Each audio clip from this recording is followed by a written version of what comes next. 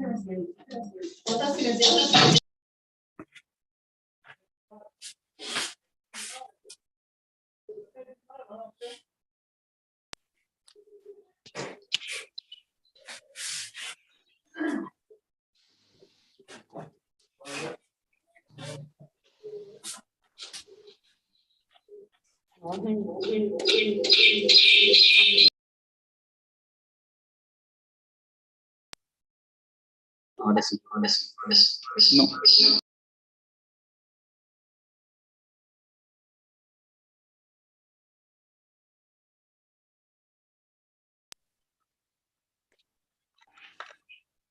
A ver ahí. Sí.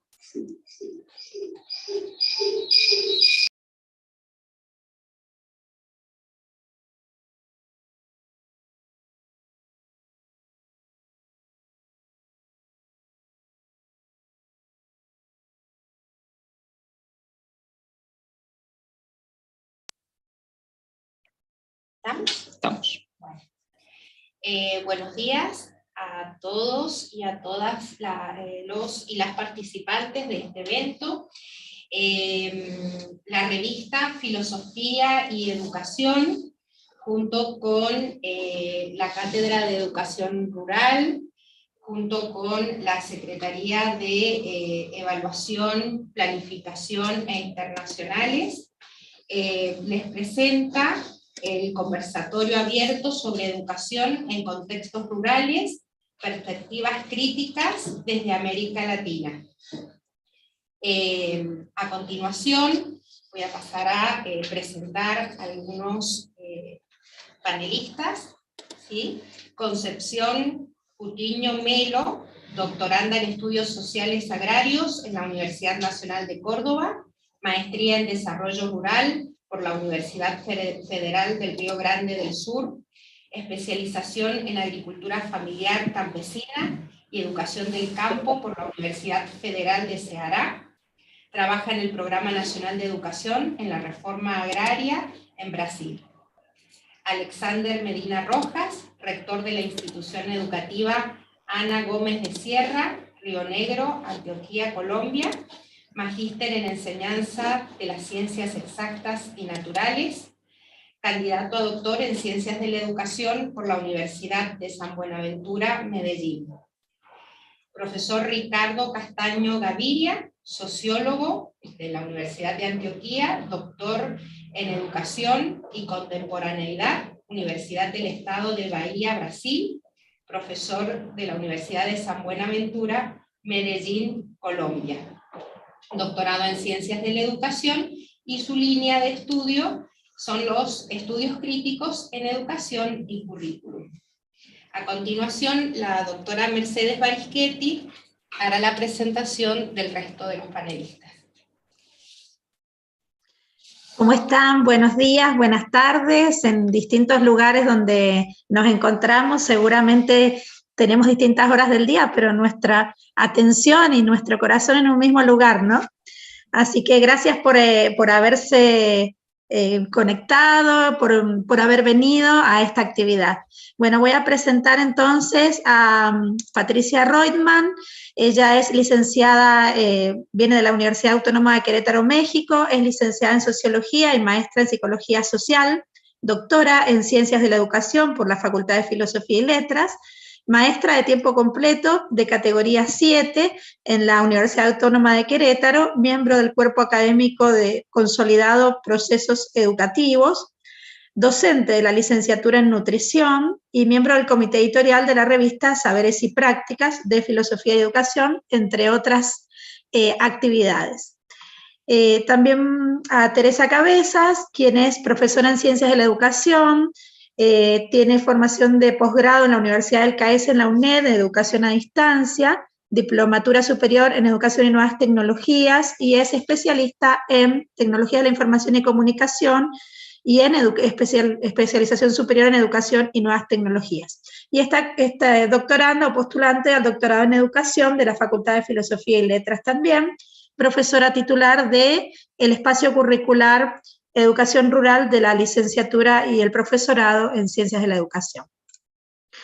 Y también vamos a presentar a Rocío Peterle, quien es profesora en Ciencias de la Educación, egresada también de esta casa de estudios, trabaja en parte de la red de educación de adultos de la Dirección General de Escuelas de la provincia de Mendoza, es docente de la misma Facultad de Filosofía y Letras en espacios curriculares relacionados con pedagogía y es miembro del Centro de Investigaciones CEFIC Tierra.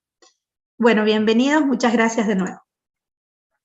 Gracias, Mercedes. Entonces, antes de dar inicio a este conversatorio, quisiéramos contar que participan especialistas en la temática, pero también es muy interesante porque estamos generando un espacio de intercambio con doctorandos en ciencias de la educación que investigan sobre estas temáticas, y es una posibilidad, gracias a las autoridades de la revista Saberes y Prácticas, al doctorado en ciencias de la educación, a las cátedras mencionadas, etcétera, un espacio de aprendizaje, de encuentro entre expertos en esta temática y que pueden obviamente intercambiar experiencias desde una perspectiva comparada. La dinámica va a ser la siguiente. Yo voy a lanzar una pregunta y les voy a pedir que iniciemos el diálogo. La primera es: ¿de qué hablamos cuando hablamos de educación rural? Bien, ¿les parece? Entonces, en este marco vamos a ir cada uno de los invitados a este conversatorio poniendo ideas que nos permitan después tal vez entrar en diálogo con todos los presentes también, así que en parte de esa dinámica es que me sumo a la respuesta. Lo primero que me parece... Sí. Tere, tal vez una aclaración que no hicimos es que vamos a estar recuperando también preguntas en el chat del Zoom, así que pueden ir haciendo por allí las preguntas o los comentarios. Bien, eso, Mercedes. Así también generamos a partir de allí un intercambio con los que nos están escuchando. Bueno, a mí me parece que cuando tenemos que responder esta pregunta, lo primero que nos tenemos que plantear es qué entendemos por ruralidad. Y desde allí también entonces comenzar a repensar este concepto desde un enfoque menos dicotómico y un nuevo enfoque que nos permita pensar la ruralidad en términos de nuevas construcciones, con un territorio con pluriactividad y en estrecha relación con un mundo urbano que también acá genera también una serie de nuevas relaciones que tal vez pensado desde el enfoque dicotómico solamente tenía que ver con mirarla desde un punto de vista de no valoración de la ruralidad. Y en este sentido entonces me animo a pensar que los invitamos a pensar este concepto de ruralidad desde una ruralidad diversa. Una ruralidad que no es lo dicotómico del urbano, sino que se piensa en un continuo, y en ese continuo, particularmente nosotros acá en la provincia de Mendoza, encontramos que esa ruralidad no es homogénea, sino que tiene que ver con una ruralidad que determina variables que se ponen en juego para que desde allí se configuren ruralidades diversas, si bien tienen tal vez algunas continuidades, pero no encontramos en todas ellas un mismo modo de abordar y de vivir la vida cotidiana. Entonces esto también tiene que ser fruto del análisis de pensar la educación rural, ¿sí? Desde allí entonces es que me animo a empezar a pensar esa idea de ruralidad. También acá, particularmente en la Argentina, a partir de la sanción de la Ley Nacional de Educación, se estipula que la educación rural es una modalidad. Entonces esto nos habilita también a pensar ese concepto en el término normativo, tal vez, que da cuenta de que se trata de una de las modalidades del sistema educativo, pero particularmente esta modalidad atraviesa las otras modalidades, porque atraviesa la modalidad, por ejemplo, de jóvenes y adultos, ¿sí? Entonces, desde esa mirada es que tenemos que entender también la educación rural en la Argentina, pensándonos en que el sistema educativo nos favorece y nos permite entender que existe, que se visibiliza un contexto rural con una educación para los jóvenes, niños y jóvenes de estos contextos, que particularmente tiene que ser diversa y distinta. Ya la ley permite pensar en alternativas o en formatos alternativos más flexibles. Desde allí entonces vamos a pensar que lo que pasa en la ruralidad va a tener que ver mucho con lo que se construye en la práctica docente y en la enseñanza que desde allí se gestiona. Así que esa es un poco la invitación a pensar el concepto de educación rural desde primero, no desde una concepción dicotómica de la ruralidad y la urbanidad, y después entender que en el caso de la Argentina ese concepto está enmarcado en una ley que regula el sistema educativo y que nos permite pensarnos en términos de una modalidad particular. Así que por ahí era lo primero que quería comentar para iniciar este diálogo. ¿Rocío? Sigo. Bueno, ¿qué tal? No sé bien para dónde mirar y demás, ahí pero... ok. Igual un saludo a quienes están acá y a la... Te estamos viendo, Rocío. Está bien. No, me parece que está bastante claro. Yo sí quería agregarle a modo de presentación acá, que también lo conversábamos, es que estoy aquí como miembro del CEFIC. El CEFIC es el Centro de Educación, Formación e Investigación Campesina, que pertenece a la UST, a la Unión de Trabajadores Rurales Sin Tierra, y a su vez pertenece al Movimiento Nacional Campesino Indígena. Entonces, desde ese lugar, conversar sobre la educación rural, necesito ese encuadre que estamos dentro de la educación rural desde un movimiento social. Un movimiento social que se comunica con el Estado, que tiene relaciones con el Estado, que muchas veces tiene relaciones un poco más amigables, si se quiere, donde se pueden conseguir certificaciones, horas cátedras, y se puede gestionar distintos proyectos y formatos pedagógicos, y en otros momentos un poco más ásperas, pero no es un movimiento autónomo. Es decir, las propuestas educativas que se construyen y que se gestionan desde el CEFIC, desde la UST, tienen una vinculación con el Estado. Y en ese sentido, como decía Tere, dentro de la modalidad rural existe en nuestra Ley Nacional de Educación la posibilidad de la alternancia. Entonces nosotros tenemos un secundario de adultos que se llama Escuela Campesina de Agroecología, que es en alternancia, que comienza en el 2012, y a partir de allí, después de mucho trabajo de base, de trabajo territorial, de trabajo de diagnóstico con comunidades, se decide trabajar en 3 carreras de educación superior. La primera es la Tecnicatura de Economía Social, la segunda el Profesorado de Educación Primaria, y la tercera la Tecnicatura de Agronomía. En mi caso, estoy en el Profesorado de Educación Primaria por mi formación, y he estado desde las prácticas docente 1 hasta ahora transitando la 4, y lo que me gustaría contarles luego en las siguientes preguntas un poco, me parece que tiene que ver con eso, con ser profe de prácticas docentes de un profesorado en la ruralidad, para la ruralidad, desde la ruralidad, que nosotros nombramos campo, digamos. Nosotros lo entendemos de otra manera en ese sentido, pero más porque sentimos que hoy, en este momento, entendemos que somos el campo que alimenta, y eso es diferenciarse culturalmente de otros campos y de otras prácticas. Entonces, hablamos de personas que viven y trabajan en el campo, que producen alimentos sanos para el pueblo, y que intentan hacerlo desde la agroecología. Así que bueno, eso, un poco los aportes van a venir de ahí, no son tan propios, son construcciones colectivas también. Bien. Alexander, que nos escuchan. Ricardo tiene la voz, No, la mano levantada. Ricardo, ¿quieres decir algo? Sí. Hola, primero que todo saludarles a todas y todos desde Medellín, Colombia. Especialmente quiero saludar a la profesora Paula Ripamonti y Jimena Aguirre, profesoras que conozco desde hace tiempo y con las cuales he trabajado, y que pues son parte importante de este proceso, y de que particularmente Alexander esté allí en su pasantía. Entonces quiero agradecer y hacer una intervención como breve. Entiendo el formato de conversatorio y creo que es muy importante. Recoger la apreciación de la profesora, creo que se llama Teresa, la primera persona que ha intervenido, y concuerdo plenamente con este asunto del problema de la dicotomía para pensar lo rural. Hay un texto ahora que incluso en la breve presentación que yo había preparado, entendiendo que íbamos a tener como algunos, digamos, 10, 15 minutos para intervenir, recogí la expresión de Axalón Machado, un investigador de la Universidad Nacional, economista, aquí en Colombia.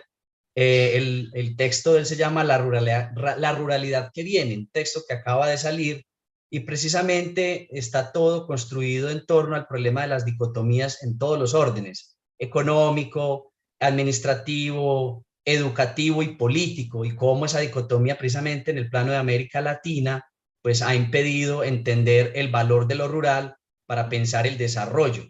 Entre esas dicotomías creo muy importante trabajar el problema de esa dicotomía en torno a la idea de progreso y a la idea de subdesarrollo que se nos ha impuesto, y sobre todo que en el plano de lo rural ha tenido como tanta fuerza para desacreditar, para desconocer la importancia de lo rural, entendiendo que allí se producen otras maneras de desarrollo en todos los órdenes. Y de manera particular creo que esa dicotomía o esas dicotomías se consolidan también en el currículo, y es el punto que yo creo que quiero compartir con ustedes en esta conversación. Cómo esas dicotomías se van consolidando en los currículos, precisamente porque en esa selección de cultura que se hace en los currículos esas dicotomías excluyen los saberes, las prácticas, las concepciones de vida buena, de felicidad, ¿sí?, que se producen en los contextos de ruralidades en América Latina. Creo entonces que enfrentar esas dicotomías en el campo de la educación es esencial para repensar lo curricular y trabajar ese problema de lo dicotómico precisamente en el asunto de la selección de cultura.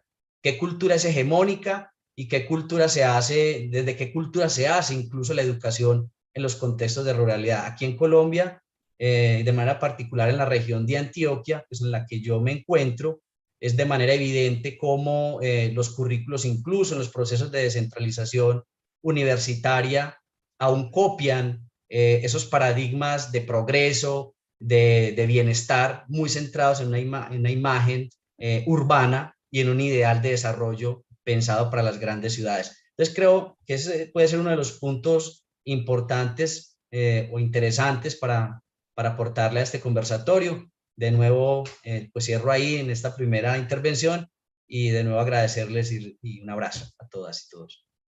Muchas gracias. Si les parece, para poder respetarlo de conversatorio, vamos a darle las palabras a las personas que faltan hacer una cierta apertura y ahí lanzamos, como dice Ricardo, les pedimos que participen y tanto la profesora Mercedes Barischetti como yo vamos viendo quiénes quieren hacer preguntas, ¿sí? Alexander. Listo. Voy a compartir una pequeña imagen de contexto, solo con la intención ¿sí se puede ver? Sí, ¿cierto? Sí, deberías. Ahí estamos, ahí está. Ahí está. Sí. Ahora sí. Ah, listo, no, vea, mi intención es pues hablar de la educación rural desde mi lugar. ¿Cuál es mi lugar? Yo soy directivo de una institución educativa en Colombia. En Colombia, digamos, las instituciones educativas después de la Ley General de Educación y aproximadamente hace unos 10 años también, se unificaron en instituciones educativas y, digamos, tenemos la responsabilidad de atender estudiantes desde la formación preescolar, básica primaria, básica secundaria y media.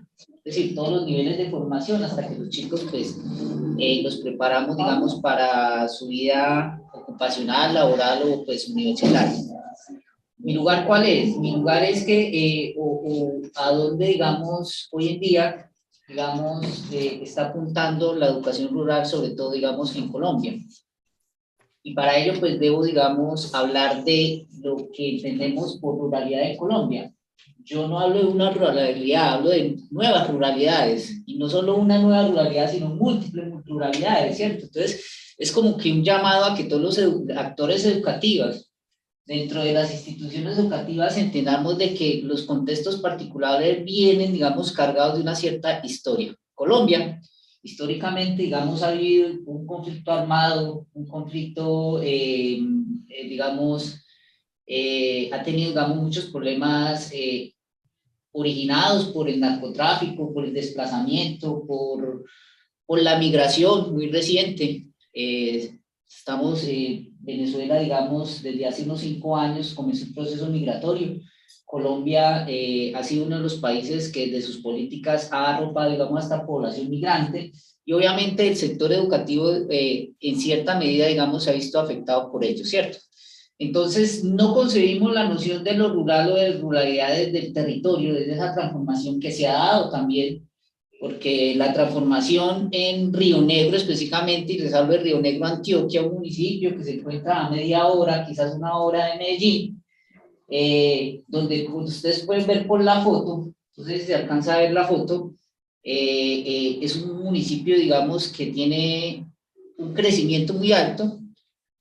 Económicamente no depende del sector primario porque hace mucho tiempo dejó de producir, ya digamos, su principal fuente económica son los servicios, la construcción, la industria de alimentos. Entonces, eso ha cambiado mucho las dinámicas institucionales. Entonces, eso se ha convertido en un reto para todos los actores educativos. Cuando hablo de actores, estoy hablando no solo del gestor, del director como tal, sino de los maestros, de las familias, porque en cierta medida, si bien es cierto, Colombia no tiene una normativa para educación rural, porque no la tiene, o sea, la educación se construye de una manera pues muy global, sí hay ciertos contextos y tal vez no se concibe de esa manera simplemente para no seguir ampliando la brecha que hay en Colombia de lo rural, que lo rural es malo y lo urbano es bueno, porque eso se sigue viendo así. A nosotros nos siguen viendo, digamos, con este discurso desde lo urbano, entonces de responder, digamos, ante las materias obligatorias del currículo, lengua castellana, matemática. Entonces, hoy en día, digamos, los actores que estamos en las instituciones educativas tenemos que estar recibiendo esa oferta institucional que no viene únicamente para lo rural, también viene, digamos, para lo urbano. Es decir, nos ponen a todos dentro del mismo paquete. Y eso, digamos, a nosotros se nos va a convertir en un reto, porque nosotros también tenemos que pensar en nuestras comunidades, en que ellos tienen unas historias, en que hay que comenzar a relatar la memoria, en que hay que comenzar a mirar todo lo que ellos han pasado, porque en mi caso, y por eso hablo de nuevas ruralidades, y este es mi caso, porque si bien es cierto, Río Negro tiene 16 instituciones educativas, 10 del sector rural, ¿sí? La mía tiene esta particularidad, y si yo me comparo con otra institución que está dentro del mismo territorio, no tiene la misma particularidad, es totalmente diferente. ¿Sí? Entonces, en mi caso, digamos, yo atiendo 1000 estudiantes, 800 familias, mucha población extranjera, 16% de población extranjera, 12% de población que viene víctima del conflicto, desmovilizados de la violencia, desplazados, y adicional a ello, pues, un 60% de nuestra población, que no son dueños de propiedades, ¿sí? Habitan en Colombia, los llamamos centros poblados. Entonces, se acumulan en centros poblados rurales, no son propietarios, son personas que se dedican al día a día, a trabajar en las empresas, a trabajar en diferentes campos, digamos, de la economía que le ofrece Río Negro. Entonces, eso se convierte en un campo de tensión. Entonces, yo en mi caso lo puedo definir como un campo de tensión constante entre lo global y local, siguiendo a ciertos autores, quizás brasileños, también colombianos, donde ponen, digamos, esa tensión que hay entre lo local, lo que ocurre y lo que está pasando globalmente. Listo. Bien, muchas gracias. La doctora Patricia Reutemann, por favor. Hola, ¿qué tal? Muchas gracias y buenos días a todos desde acá, desde México. Y bueno, gracias también a los que se han unido en el chat, estudiantes también de México, de una licenciatura en educación, y profesores también de México, que me parece muy importante que estemos en estos diálogos. La pregunta es de qué hablamos cuando hablamos de educación rural, y en efecto coincido con todos las y los panelistas que han estado hablando justamente de esta pluriactividad, de la diversidad, de que no puede ser un continuo homogéneo, de que dentro de la misma ruralidad encontramos diferentes realidades diversas que hay que particularizar, y justamente por eso mismo me atrevo a decir que, bueno, que cada escuela en esa particularidad es asumida como un pensamiento en movimiento. O sea, es decir, la escuela está ahí en un territorio, en un lugar, y también la configura en espacio escolar. Entonces, desde mi punto de vista, lo rural es una entelequia, ¿no? Es toda una construcción que también nosotros, como académicos, como investigadores, como maestros, como alumnos de esas escuelas, vamos construyendo poco a poco, y en ese sentido, para mí requiere un reconocimiento en estas tres dimensiones espaciotemporales. El territorio, el lugar y el espacio escolar, como categorías que permiten, en dado caso, y en mi caso en concreto, por la investigación en escuela-albergue, poder focalizar algunas cuestiones que están relacionadas a lo rural, desde esa ruralidad categorizada desde una centralidad educativa, que a veces no tiene nada que ver con lo que sucede al interior del campo, que en este caso el campo adentro, que yo denomino, no tiene que ver tanto con el campo que alude ahorita a lo mejor que aludió Rocío, en tanto prácticas, aunque la escuela albergue inicia justamente con recuperación de prácticas del campo en 1938, y en ese sentido adquiere una connotación distinta, porque no es lo mismo la ruralidad, lo rural, esa categorización, que comprender qué sucede campo adentro en términos culturales, y de saberes que quizás no se proponen, ¿no? Pomposamente hablando, así lo digo, pero que sí, que quizás son necesarios. Y al mismo tiempo decir que esa dicotomía se diluye por momentos, pero también existe en este caso concreto, y que tiene que ver con cuestiones específicamente de lo urbano, lo que llamamos urbanización, o lo que denominamos también paisajes, paisajes que se entraman al interior de un territorio y de un espacio escolar, que nos van dando cuenta justamente de esa diversidad. Entonces, en algunos momentos vamos a encontrar prácticas más urbanizadas, y en otros momentos vamos a encontrar prácticas rurales o del campo, vamos a llamarle precisamente, que habría que discutir si la escuela los incorpora o no. Desde ese punto de vista, anclarme en esta particularidad de la escuela albergue como una modalidad educativa que a veces se la asocia indistintamente a lo rural y que no tiene justamente su especificidad. Entonces, bueno, me encantará hablar con ustedes justamente de esa especificidad, de las distinciones políticas incluso que estas tienen, y de la necesidad de este tipo de particularidades para efectos de una política educativa acorde a esta especificidad. Entonces, bueno, valga la expresión, seré un poco específica en términos del caso concreto, pero no un caso concreto, sino que nos permita pensarnos a todos en estos conjuntos de nuevas ruralidades, y de otras ruralidades no rescatadas, que hago el énfasis que es justamente aquellos que tienen que ver con lo que aparece como campo adentro, ¿sí? Y en ese sentido se entienden muchas cosas desde estos modelos de desarrollo modernizadores de los cuales la escuela ha participado, y que no necesariamente incluyen justamente este tipo de expresiones culturales, que bueno, si quieren más adelante las vamos hablando y entramando. Eso sería mi participación por el momento. Gracias, Patricia.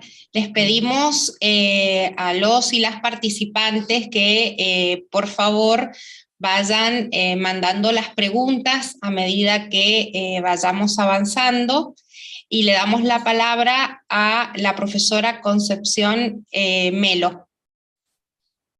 Hola, buen día. ¿Me escuchan bien? Sí. Bien. Primeramente, agradecer la invitación. É um prazer, um honor estar acá esta manhã dialogando com vocês. E, bueno, vou tratar de falar um pouco mi portuñol, espero que todos compreendam. E quando fazem essa primeira pergunta de que falamos quando falamos de educação rural, para mim uma coisa que está muito presente é que quando falamos de educação rural, falamos de tensões, de contradições, de disputas.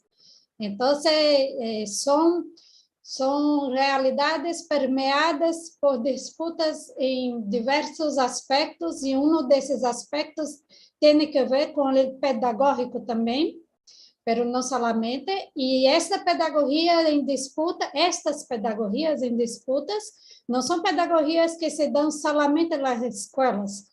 Entonces, hay algunos autores que utilizan el término pedagogía del capital para explicar entonces ese entramado que el capital va se apropiando y que va se heredando tanto en campo, en ciudades, y se va se articulando con el Estado y con instituciones privadas que ellos mismos crean para ir disputando entonces espacios y territorios Y de otro lado, entonces, tenemos la presencia de los movimientos sociales, de organizaciones, de las prácticas campesinas, que disputan a partir de otras pedagogías, con base en pedagogías de los rusos, por ejemplo, la pedagogía socialista, pedagogía del trabajo, pedagogía del movimiento, son diversas pedagogías que se van construyendo en esta trayectoria histórica de las luchas campesinas. Entonces, en esas disputas, el Estado, como tiene sus grietas, ¿no? Algunos consideran el Estado como algo cerrado y que no hay que disputar los espacios ahí, pero hay otros, y ahí donde yo comparto la idea de que hay grietas que son importantes de ser disputadas y a partir de esas grietas también conquistar algunas políticas públicas, algunas leyes, algunas políticas de desarrollo rural y bueno. Y a partir de eso, entonces, yo pienso la educación rural, entonces, para allá de la escuela es fundamental, es central, pero no es única, no es el único espacio y territorio de disputa. Entonces, para esa primera pregunta, esa reflexión que yo quería hacer y terminando la idea de esta disputa en las grietas del Estado, esta contradicción también que los movimientos están siempre logrando algunas políticas, algunos avances, pero al mismo tiempo ese mismo Estado cierra las escuelas, disminuye los presupuestos, entonces es una contradicción muy presente. Entonces, cuando pienso en la educación rural, las palabras que me vienen a la mente son esas, tensiones, contradicciones y disputas. Sería eso. Muchas gracias. Si les parece, seguimos con los disparadores. ¿Cuáles son sus prácticas educativas e institucionales y cuáles son las particularidades? Vamos a continuar con el mismo orden. Por favor, Teresa. O como quieran, como quieran. Sí, si alguien quiere empezar. Es que todos se quedan en silencio. Concepción. Dale, Teresa. Bueno, volviendo en esta pregunta, entonces nos parece interesante pensar un poco qué es lo que sucede en la ruralidad y qué es lo que caracteriza también estas prácticas en la ruralidad. Retomo un poco las ideas que han compartido mis colegas y que comento que esto mismo también pasó acá en la Argentina, ¿sí? Los sistemas educativos en Latinoamérica fueron copiando el modelo de escuela urbana y con ese modelo se fueron creando las escuelas rurales. Ya desde el inicio de los sistemas fuimos viendo que lo que encontrábamos era una escuela urbana en la ruralidad, y entonces ese formato de organización, ese modelo de organización, también esa gramática escolar se trasladó a la ruralidad, y desde allí se fueron formando un poco las estructuras desde las cuales se fueron gestando la oferta educativa rural. Creo que a lo largo de la historia de la educación rural y sobre todo de la oferta primaria, se fue caracterizando que esta educación rural tenía particularidades distintas a ese modelo hegemónico que presentaba la urbanidad, y desde allí, desde la experiencia, desde la experticia, desde el saber construido, los docentes fueron dando lugar a una nueva didáctica, una didáctica propia de la ruralidad, con una gramática propia que tiene que ver con el orden que se establece en la escuela rural. Así que me parece que mucho de lo que se construyó y se sigue construyendo en la ruralidad tiene que ver más con la experticia y con el saber didáctico construido que con la normativa y con lo que se bajó como modelo instaurado que se tenía que hacer en la ruralidad. Entonces, desde allí me parece que es interesante pensar qué prácticas se gestionan, ¿sí? Particularmente, también es interesante pensar que en la ruralidad tenemos equipos docentes distintos, porque al constituirnos en escuelas más chicas nos encontramos también con una dinámica particular en la construcción de esos equipos docentes. Y también la práctica docente se ve configurada de una manera distinta porque se comienza a tomar nuevos roles que tal vez no se tomaban en la y que no están presentes en la urbanidad. Entonces allí podemos encontrar la figura del director maestro, por ejemplo, en escuelas como rurales de la Argentina, también del formato del plurigrado, en donde se gestiona esta docencia más de un grado simultáneamente, ¿sí? Equipos diversos, digo, en esto también de diverso comienzo a pensar en la variedad de edades de quienes componen los equipos que hoy están en las escuelas rurales, y también la procedencia, digo, de dónde vienen los maestros que están en la ruralidad.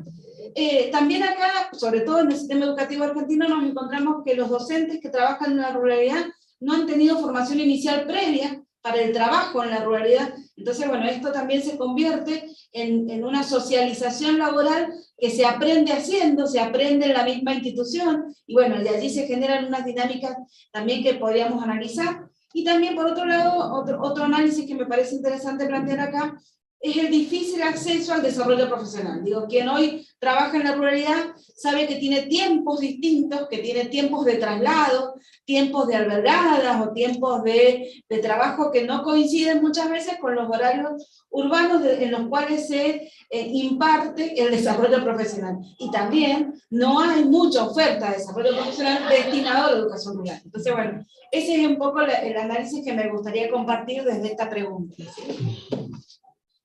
Gracias. Okay. ¿Alexander? Sí, no sé si Ricardo va a acuñar algo acá o tomo la palabra.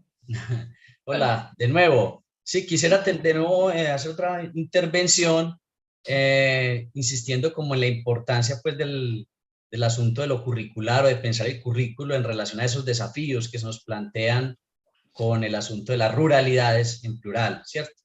En América Latina. Precisamente porque pensar eso curricular en clave de esas ruralidades que vienen, que ya se están configurando, suponen no solamente identificar los territorios. Creo que fue muy importante cuando Patricia, la profesora Royman, habló del lugar, y precisamente no sirve solamente la noción de lo territorial para identificar las dinámicas de lo rural, sino también los procesos de lugarización, como ya hace mucho tiempo Milton Santos lo trabajaba, ¿no? No solamente ese territorio en términos administrativos o geográficos, sino ese espacio de prácticas y sobre todo de construcción de sentidos de vida. La lugarización del currículo, entonces, considero es muy importante para enfrentar esos desafíos de la ruralidad que viene. También recordé cuando la profesora Concepción hizo la intervención, la oportunidad que yo tuve hace unos 10 años cuando me encontraba en Brasil haciendo el proceso de formación doctoral. Tuve la oportunidad de participar en el montaje del Observatorio de Desarrollo Local Sustentable de Bahía, donde pues a partir de esa reflexión con el profesor José Fernández Núñez trabajábamos ese tema del territorio y nos encontrábamos con la necesidad de resignificarlo desde la idea de espacio de identidad. Entonces no se habló, y todavía es un concepto que sigue muy fuerte en ese observatorio, no se hablaba del territorio en una concepción geográfica o administrativa, sino en esa dirección de espacios de identidad, precisamente por la importancia y la potencia que tiene el concepto de lugarización. Y es precisamente esa idea de lugarización la que también permite identificar que la pedagogía, ni la didáctica, ni los procesos propios de la educación se dan solamente en las escuelas rurales, sino que se dan también en los movimientos sociales que se configuran en esos espacios rurales, donde hay una diversidad enorme, no solamente inscrita en la escolaridad formal, sino también en procesos productivos, agrícolas, culturales y de muchos órdenes que creo que también son importantes para que nosotros podamos entender la necesidad de trabajar críticamente el currículo para eliminar esas dicotomías que todavía siguen presentando a lo rural como un espacio urbanizable, como un espacio al que hay que llevar civilidad. Creo que ese es un elemento ahí clave para continuar esta discusión. Era eso. Muy bien. No, bien. En cuanto a las prácticas pues, que vivimos en nuestra institución educativa, pues también estamos hablando de un campo bastante heterogéneo. esta vivencia o esta cultura híbrida que estamos viviendo en nuestros territorios, digamos, también trae consigo, digamos, un reto para el sistema educativo. Anteriormente, la educación rural, un maestro se enfrentaba a grupos multigrados de 10, 15, quizás 20 estudiantes. El crecimiento y la llegada de toda esta población, digamos, a nuestros territorios, ha hecho, digamos, que las dinámicas cambien. Entonces, los modelos educativos no atienden una sola necesidad. Nosotros, por ejemplo, en Ana Gómez de Sierra, tenemos muchos modelos educativos. Tenemos un modelo educativo para estudiantes extraedad. Pues la mayoría de los estudiantes migrantes llevan mucho tiempo desescolarizados. Eso implica, y también los nacionales, no solo los migrantes, no es un problema solo de la migración, también es un problema interno. Y eso hace que nosotros tengamos que también tener una oferta para esa demanda, ¿cierto? Entonces tenemos grupos extraedad, jóvenes asistiendo a las instituciones educativas, digamos, con un currículo, digamos que diferenciado. Tenemos también a cargo diferentes sedes institucionales, sedes más alejadas del casco urbano, entonces donde hay menos estudiantes, allá hay que atenderlos con un único docente, multigrado, allá en Colombia pues se llama escuela nueva, y tenemos, digamos, el aula regular, estudiantes ya no de 15, 10 estudiantes, sino de 40, 45, entonces los espacios cada vez son más chicos, digamos, para la demanda que tenemos. Eso por un lado. El gobierno, digamos, afortunadamente, dentro de las políticas públicas, digamos, hay mucha ayuda para la educación rural. Es decir, nosotros estamos en un programa que se llama Todos para Aprender. Listo, mucha ayuda. Pero resulta que esa ayuda simplemente busca atender necesidades para que lo rural, digamos, mejore en las áreas básicas. Entonces, el programa Todos para Aprender, que es un programa que se da no solo en mi institución, sino en muchas instituciones rurales, no solo de Antioquia, sino de Colombia, quiere atender la educación básica primaria, pero para fortalecer aprendizajes en lengua castellana y matemáticas. ¿Sí? Entonces, digamos que la preparación para que los maestros, digamos, comiencen a dinamizar con prácticas pedagógicas, están orientadas a eso desde la normativa. Entonces, ahí genera nuevamente un campo de tensión, un campo de disputa, como lo menciona la compañera Concepción, donde uno dice, vea, pero es que esta no es la realidad. El currículo en Colombia también permite que desde las ciencias sociales y ciudadanas se puedan, digamos, abordar los problemas de los contextos. Sin embargo, digamos, esa es una deuda histórica que tenemos los gestores y los docentes rurales, porque si bien es cierto, existen unas cátedras, en Colombia por ley está obligatoriamente la Cátedra de la Paz, pero vea el territorio y mira si realmente eso está consolidando. Entonces, eso es una deuda histórica que tenemos los actores educativos. Yo vuelvo y digo, Colombia está en ese proceso de justicia, de reparación, de memoria, y la escuela está llamada, y los maestros estamos llamados a que dentro de las prácticas institucionales comencemos a rescatar esa memoria histórica, y más en estos contextos rurales que están llenos de tanta diversidad, ¿cierto? Entonces digamos que eso es un reto, más allá de que ya se esté realizando, pero se está trabajando en eso. Es difícil, porque es difícil, ya Teresa lo había mencionado, o alguien lo mencionó por ahí, la dinámica de los mismos maestros. Si bien es cierto, en Colombia tú vas a encontrar sectores donde el maestro es el único representante del Estado, vive en la escuela, convive con la comunidad.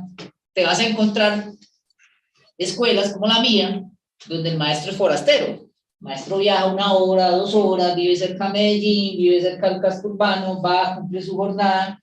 Eso no quiere decir pues que no sea un maestro comprometido. Seguramente tienen el compromiso, pero también tienen una vida, ¿sí? Y en Colombia, desde la normativa, la gestión del maestro no solo abarca lo académico, también abarca lo comunitario y también abarca lo administrativo. Entonces, es una serie de funciones que hace que el gestor, en mi caso, con los maestros, también entremos en tensión, porque, bueno, hay que hacer esto, profes. Sí, pero ¿a qué horas? ¿Cierto? Entonces,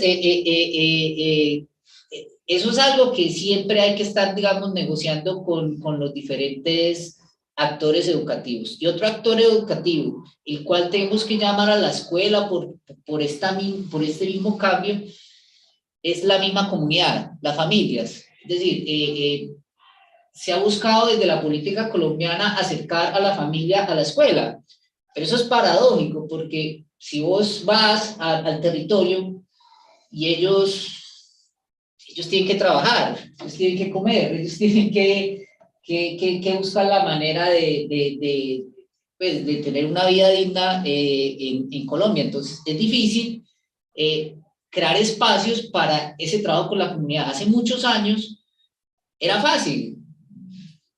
Tú vas, digamos, al recorrido histórico de la educación rural a Colombia y seguramente hace muchos años las comunidades eran sostenidas, creadas y mantenidas por la comunidad, por la ausencia del Estado. Ya eso no se ve no es tan así, por la misma dinámica que se ha visto. Entonces, esa también es otra deuda histórica. Nosotros, como institución educativa, no solo tenemos prácticas pedagógicas para nuestros estudiantes, nosotros también ofrecemos espacios para las familias, pero esos espacios no cumplen las expectativas que nosotros esperamos. Otro campo de tensión. Entonces, uno lo entiende, es empático con lo que pasa con ellos, o venga, pues que también lo necesitamos aquí porque es que esto es de todos. Entonces, eso pone en escena, digamos, todo lo que hemos mencionado aquí sobre los rurales. Bien, muchas gracias. Rocío, Patricia, Concepción, ¿quién quiere seguir? Bueno, me gustaría como Patri. hablar un poquito esta cuestión, dado que me dio un poco de pie Ricardo, ¿no? En el asunto de la lugarización. Y bueno, cómo es entendida esta lugarización o cómo yo la he ido concibiendo, que tiene que ver justamente con los sentidos que genera, los sentidos comunitarios, y las prácticas que generan esos sentidos comunitarios en la escuela, pero también en el territorio, como bien mencionabas, ¿no? A mí me gustaría como no salirme de esa triada que yo propongo de territorio, lugar y espacio escolar, porque justamente se dan en esta complejidad, ¿no? Entonces, desde una perspectiva de la investigación educativa, lo que van arrojando son diferentes momentos de cada uno, o sea, cuándo se vive el territorio, cuándo se vive el lugar, cuándo se vive el espacio escolar, ¿no? Y en ese sentido, por eso yo las pongo como categorías espacio-temporales. Cada una, por supuesto, con tensiones, cada una con sus diversidades, y pareciera que uno quisiera abarcar todo, ¿no? En un todo a esta entelequia de la ruralidad.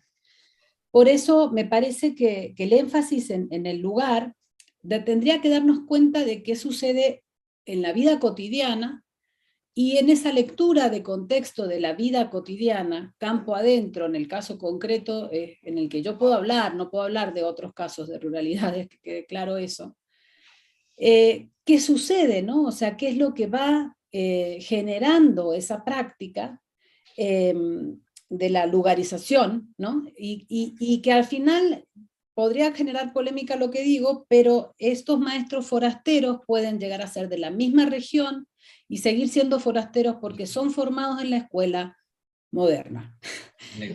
Por eso insisto en la centralidad educativa. Entonces, me parece que me adelanto un poquito en este tipo de cosas, cuando pienso en las prácticas, las que yo encuentro en una escuela albergue son prácticas educativas que tienen que ver con la vida cotidiana, doméstica, que tienen a su cargo los profesores, en una enmienda de favorecer la formación de hábitos y valores, por ejemplo, con los que no llegan quizás de sus casas, y en donde la escuela cumple esa función, que bien la puede cumplir, como también se dijo, también estaba diciendo Concepción, la pueden cumplir otras escuelas, es decir, toda escuela constituye, forma, genera un espacio específico de una construcción particular del valor, de la responsabilidad, etc. Yo pensaba, cuando hacía esta triada, en que nosotros, todos nosotros, los que estamos acá al final, podemos identificarnos con la categoría rural, pero también somos ciudadanos y también somos maestros y también somos seres como un maestro errante, es decir, aquel que va ensayando, y en eso coincido con Tere, en el sentido de que son estas experiencias, ¿no? La experiencia y el saber didáctico construido. Y a mí me parece fundamental que cada escuela pueda realmente tener un acopio de sus prácticas, de su experiencia de práctica didáctica, construida a lo largo de sus años. Bueno, entonces, en ese sentido, la escuela, ¿no? También al estar en la escuela, al ser, digamos, una construcción post-territorial, ¿sí? O sea, llega después de un territorio que ya estaba ahí, tiene esos retos, ¿no? Que para mí tienen que ver con la indagación de ese territorio, en términos historiográficos, en términos de construcciones de su propia oralidad, cosas que no son nuevas tampoco, ¿no? Y que la antropología nos dice muchísimo, pero que debiera copiar quizás ya en la formación docente, justamente esas lecturas de contexto que no encontramos, por lo menos en una generalidad, en los profesores que enarbolan o que son los representantes de ese Estado. Porque al final, el Estado sigue presente de una forma y no, no como una diversidad. O quienes puedan ver esa diversidad, queda un saber reducido a la experiencia de ese docente, pero no a una generalización. Entonces, esto es una contradicción dentro de la formación. Y es una contradicción permanente, porque entonces hace lo que extracurricularmente tiene que hacer y al mismo tiempo hace lo que curricularmente hace. O sea mandato como mandato. No sé si me doy a entender. Y con esto termino. O sea, en ese sentido hay una invención espacial del tiempo que genera esta escuela, pero también permite, y esa es su contradicción, o sea, pareciera que en la escuela albergue, en un contexto de campo adentro, concebida como ruralidad centralizada en la política educativa, tiene un tiempo distinto, pero al mismo tiempo, valga la expresión, permite movilidad social. Y entonces se hace cargo también de lo que el Estado genera como la exclusión, la desigualdad, la pobreza, ¿sí? Entonces, me parece como que esa es su contradicción, es la contradicción en la que, por lo menos yo hablo desde esta escuela, distinguiendo que hay cosas particulares de la escuela albergue, de lo rural, porque hay escuelas albergues que están situadas en lugares que no son rurales propiamente, y que están siendo concebidas como tales. Entonces, bueno, yo dejo también abro un poco más mis preocupaciones. Gracias. Perdón, Gracias, Patricia. ¿me puedo tomar la palabra? No voy a extenderme, pero quiero trabajar Ricardo. una idea. Gracias. Que la profesora Patricia pues coloca en esa triada territorio, lugar y escuela, ¿cierto? Es como esa la triada, pero yo insisto mucho es en el asunto de la lugarización, precisamente para que esa dicotomía empiece a desdibujarse en el currículo, porque en esa experiencia de lugarización también es que se constituye la identidad profesional. Yo puedo, como Alexander lo explicaba, yo puedo ir al territorio, pero puedo ir con una identidad profesional centrada en una experiencia curricular formativa de maestro en contexto de ciudad, con un paradigma de formación, con una idea y una concepción de educación puesta en esa lógica de ciudad.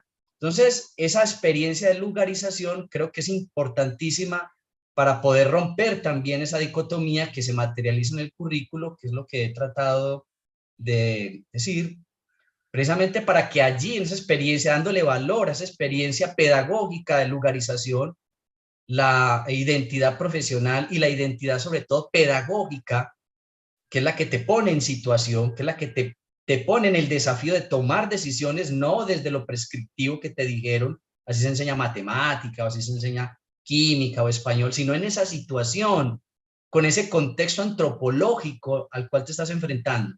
¿Sí? Entonces ahí creo que hay un asunto importantísimo y es ver ese proceso de lugarización como un espacio de oportunidad, incluso de resistencia, para que el currículo se torne menos hegemónico y se pueda enfrentar todos estos desafíos que hemos estado enunciando en torno a la reconfiguración de lo rural en América Latina.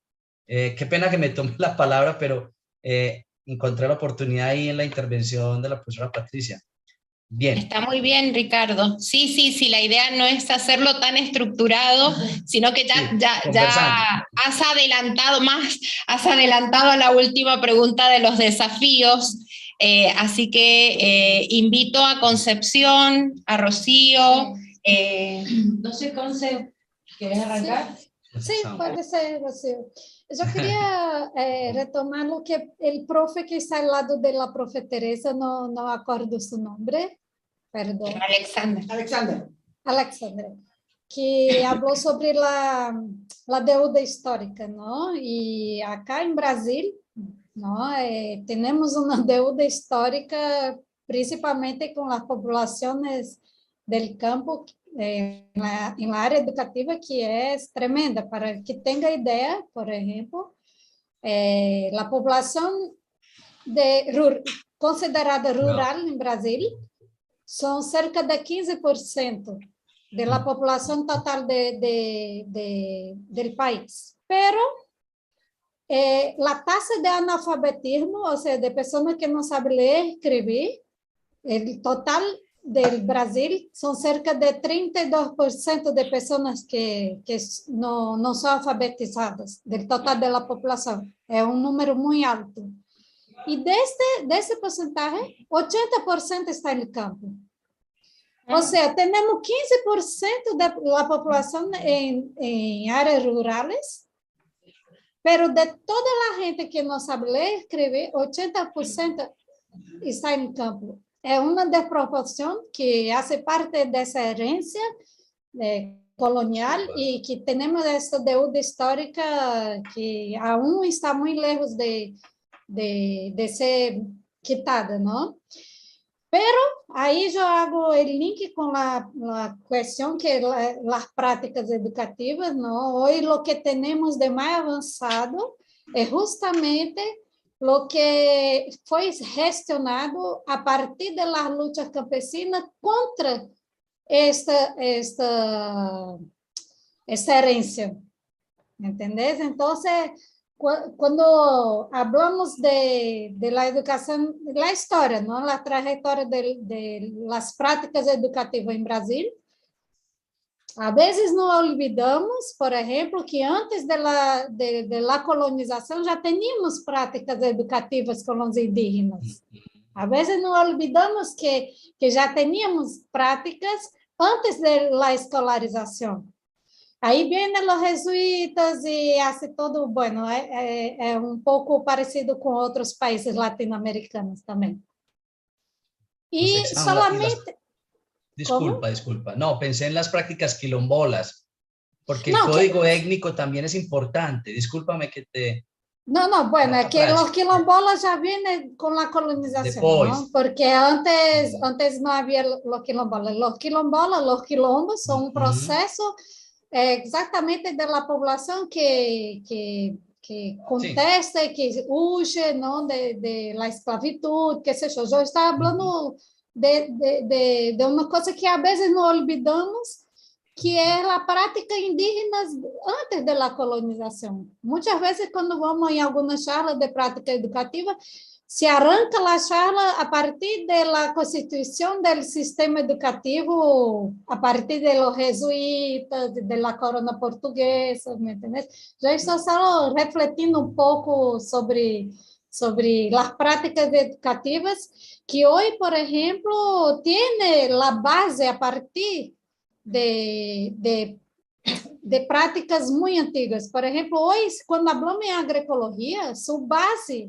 son las prácticas campesinas. No podemos olvidar que la agroecología hoy es un avanço de las prácticas campesinas, rescatando estas prácticas.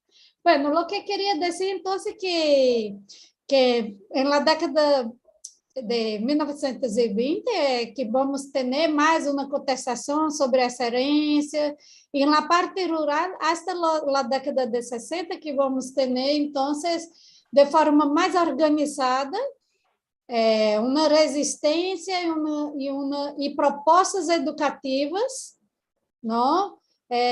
Diferenciadas. E aí temos as ligas agrárias, que acá em Brasil chamamos ligas camponesas, não? O que seriam as ligas agrárias de outros países.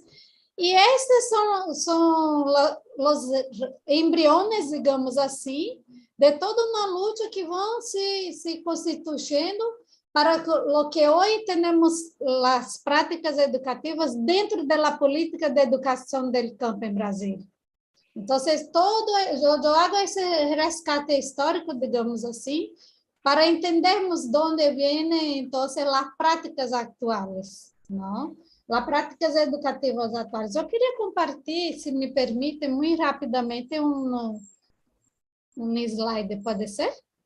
Sí, sí. Bueno, e a ver se eu logro compartilhar. Minha internet não anda muito bem, hoje está com chuva e... Bueno. Se ve, está muy bien, Concepción. Ah, já vê? Bueno, dale. Sí. Bueno, e eu queria, então, dizer rapidamente, não, que toda essa contestação, se vê aí, Sí. Ai, Sí, sí. eu não tenho muito manejo com tecnologia, perdão. Bueno, então eu quero dizer rapidamente que toda essa contestação e também todas essas práticas educativas que eu digo que é desde antes da colonização, não? Vai ser, então, muito criticada e vai ser, então, iniciado um processo em Brasil de contestação e de alternativa a esse modelo de educação rural, não?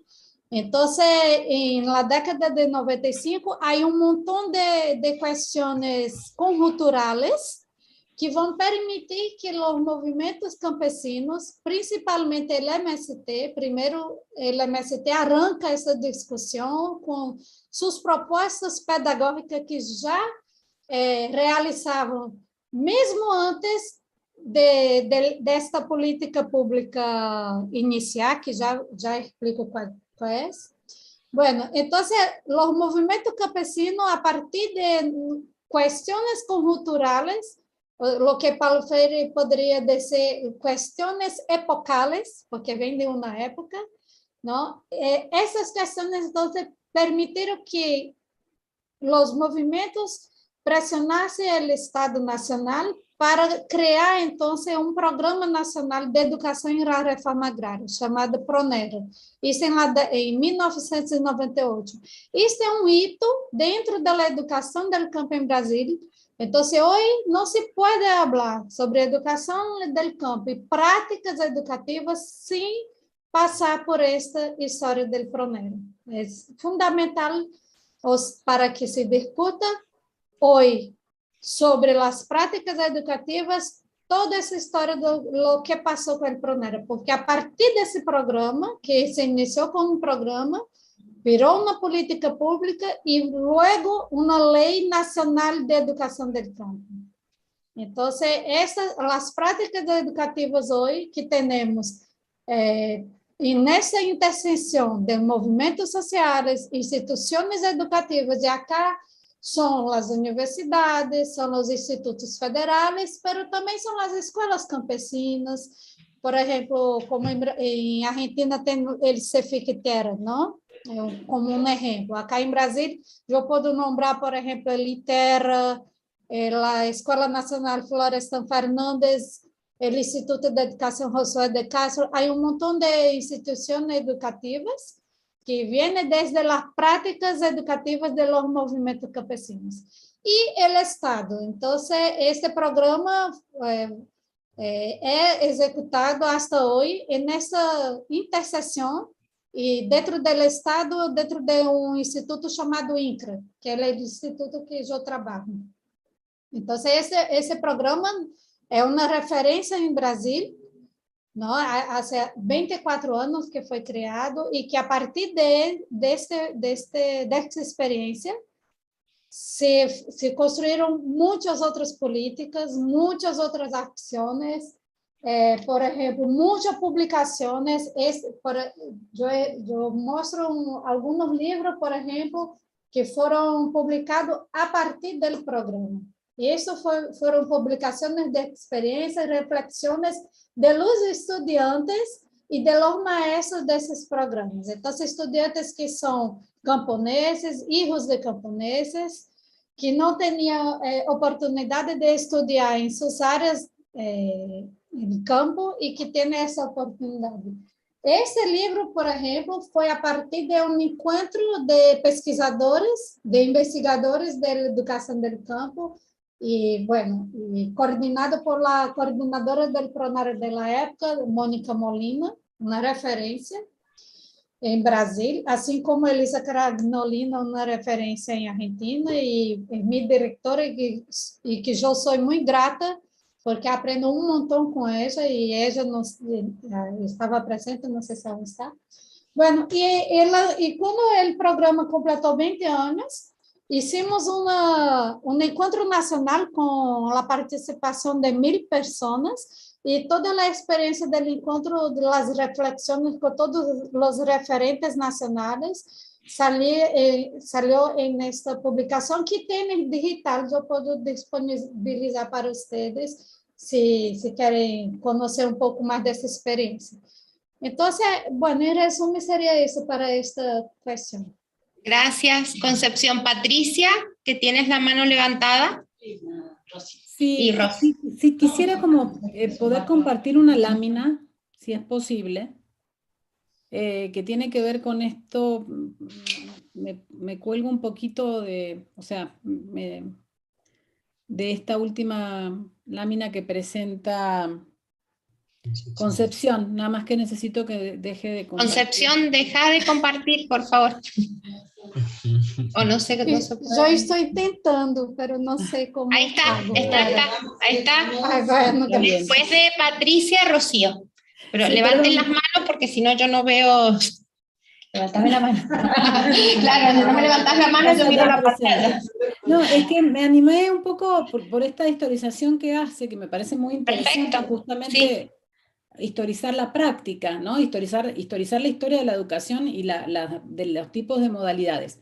Me hacía una pregunta y pongo la lámina, y yo me hacía una pregunta de qué sucede en los territorios en donde no existen movimientos sociales que empujen hacia esto que se mira en Brasil y que sin embargo necesitan cambios. Digamos, desde ese lugar yo estoy mirando a la escuela que albergue, porque me parece que es rescatable lo que hace, ¿no? Pero no es suficiente en sentido estricto todavía. Y que tiene que ver con esto, que si es alternativo o no, porque eso nos mete en una dicotomía entre tradicional y alternativo, como lo bueno y o sea, como si fueran dos cuestiones encontradas, y yo creo que no, que estamos hablando de niños, de infancias en ruralidades complejas que hay que atender como Estado, quizá, o con una especie de, digamos, de configuración de colectivos del Estado, que no necesariamente le apuesten siempre al movimiento social para llegar a ello. No sé si estoy dándome a entender. O sea, no todas las realidades van a apuntar a que un movimiento social transforme la escuela. Y en ese sentido comparto el devenir de la escuela albergue como que lo que yo decía que pareciera una cuestión semántica, porque todo el mundo le dice albergue, escuela, lo rural, lo urbano, y estamos hablando de que se le concebía como una aldea escolar antes de 1938 y hasta 1952, depende de la Secretaría de Agricultura. Y esto es muy importante porque la intención con la que nace es justamente recuperar esos saberes del campo, acoger a la gente del campo, aglutinar para poder llevar a cabo, digamos, el ejercicio del derecho a la educación, y después se brinca, digamos, desde 1952 al 2017, a llamar albergues escolares, y adquiere la forma de escuela-albergue y de escuela-hogar en el 2017. Entonces, esto me parece que no es un asunto solo semántico, esto es un asunto que tiene que ver con lo que estás mencionando, porque en efecto, estas disparidades de analfabetización también las encontramos en estos territorios. Es decir, pequeñas poblaciones de sectores rurales que conviven con aquellos niños que vienen de sectores urbanizados, vamos a ponerle así grandote ahorita, sin caracterizarlos mucho, y que sin embargo la escuela permite, en esa lógica modernizadora, por decirlo, que podemos cuestionar, sigue permitiendo que exista el derecho a la educación, pero también el derecho a la alimentación, dejando a un lado toda esta parte que sí rescatan estas otras escuelas alternativas, como en el caso de México, que tenemos la UNICACH, la escuela campesina, etc. ¿Sí me explico lo que digo? O sea, yo pondría el acento en qué sucede entonces con estas escuelas que no tienen detrás de sí movimientos colectivos que las respalden. Entonces, ¿qué hacemos como Estado? ¿Qué hacemos como maestros? ¿Dónde tenemos que poner la mirada? Hasta ahí queda mi participación y disculpen mi interrupción, pero me parece muy bien. pertinente. Muy bien, Rocío. Bueno, voy a tratar Bajo de mi mano y dejo de explicar. compartir, pero déjenme No importa, Pati, voy a hablar de otra cosa, tranqui, quizás alguien más lo quiera. Tranquila. seguir mirando. Ahí estoy, ya. No, respecto a este segundo eje de discusión, me parece que hay varias cosas. En primer lugar, como recordar que la educación rural es una modalidad dentro de la ley, y digo, más allá de esa cuestión normativa, quienes trabajamos dentro de las modalidades, corrámonos de la ruralidad, por ejemplo, la educación de jóvenes y adultos, y quienes hemos conformado nuestro rol docente bajo esa diversidad de modalidades, tenemos una cierta identidad, ciertas prácticas docentes que se configuran porque trabajamos muchos años en adultos, o porque se configuran porque trabajamos muchos años en rural, ¿me explico? Entonces, más allá de que se cruzan los niveles, es decir, puede ser rural primario, adulto secundario, rural secundario, nos invita el hecho de pertenecer a una modalidad a tener cierta identidad para poder hacer algunos aportes. Por lo menos en la educación de adultos tuvo su diseño curricular propio, el primero de su historia, en el 2015. Entonces es un diseño que más allá de las críticas que podemos hacerle, nació desde los docentes de educación de adultos que venían trabajando desde hace muchos años y se configuró. Eso en la educación rural es una deuda que tenemos. Entonces, me parece interesante recordar qué significa trabajar bajo la órbita de una modalidad más allá del nivel.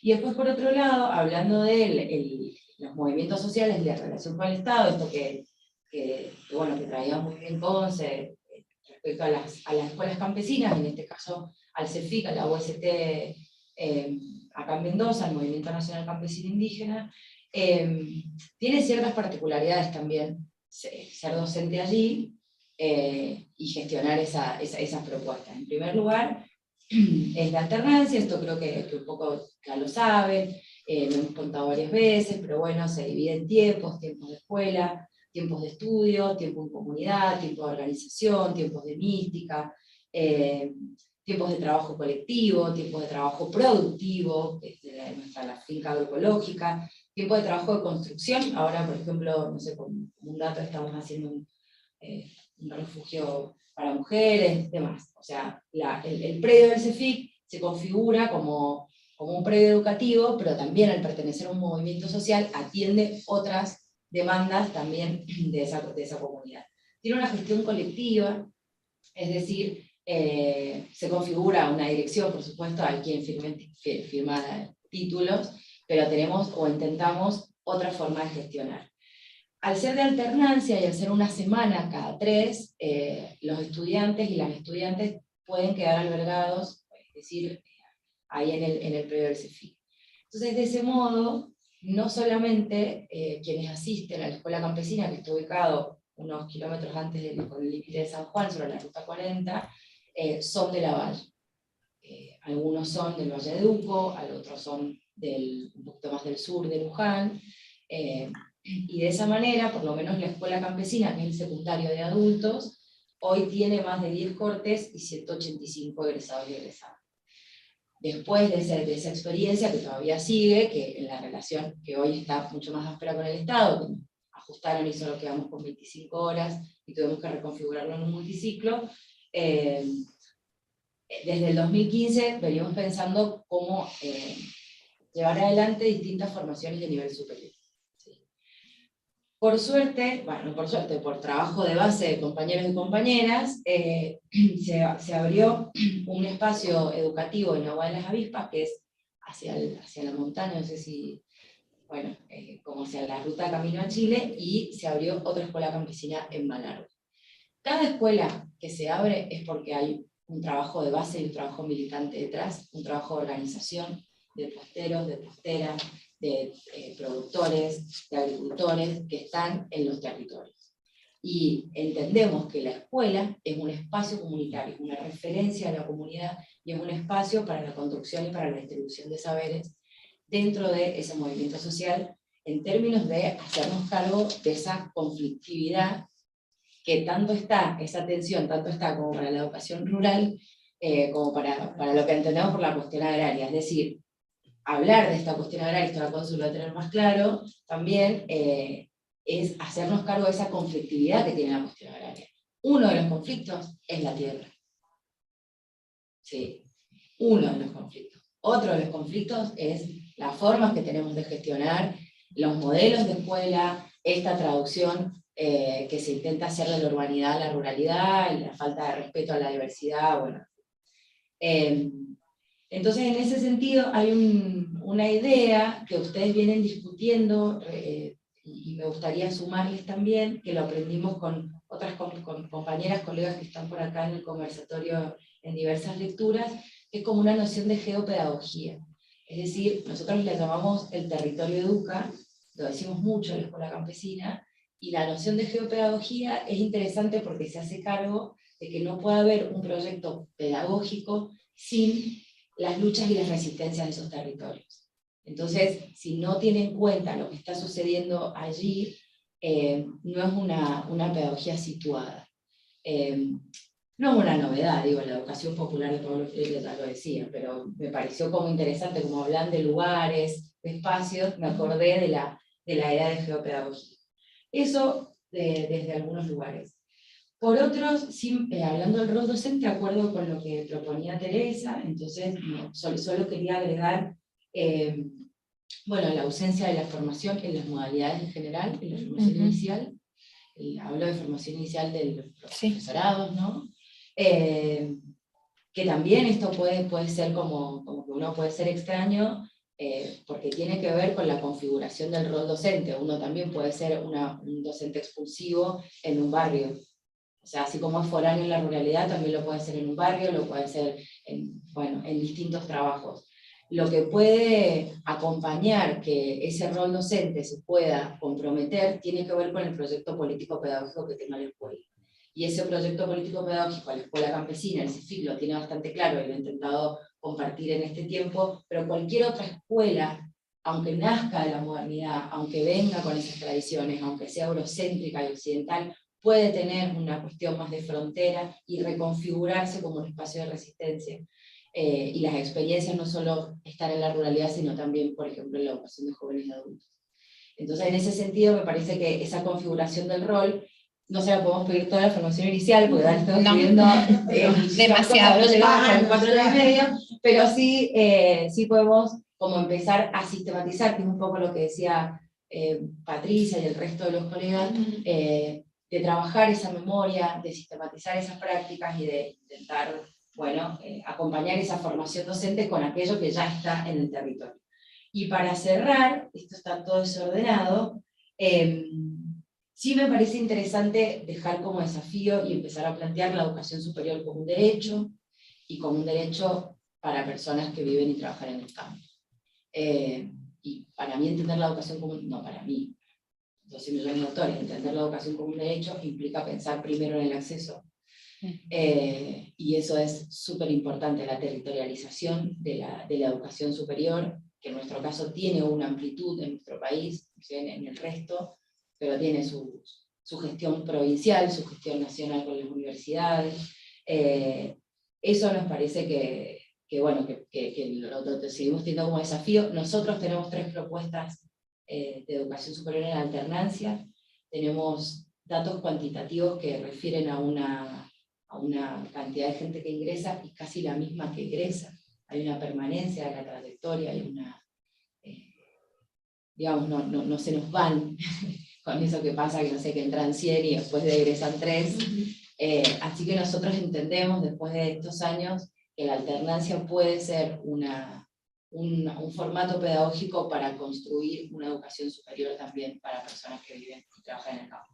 Y ahora sí cierro, es recordar que desde el 2018, 2019, me voy a fijar bien, se declaran los derechos campesinos, los derechos de personas que viven y trabajan en el campo, y en uno de esos artículos está declarado por la ONU, uno de nuestros compañeros del CEFIC estuvo allí en esa votación, y uno de los artículos tiene que ver con la educación del campo, educación para el campo y del campo, entonces es bien interesante tener en cuenta ese documento que intenta amparar de alguna manera. Todos sabemos que lo que está escrito después, como decía acá el compañero, en los territorios pasa otra cosa, la obligación de la educación para la paz, eso no implica que mueran líderes sociales todo el tiempo en Colombia, ¿no? Pero bueno, me parece interesante traerlo como un avance de una lucha internacional que trasciende el CEFIC, que trasciende Brasil, y que se están cumpliendo hoy 30 años de esa lucha de la vida campesina.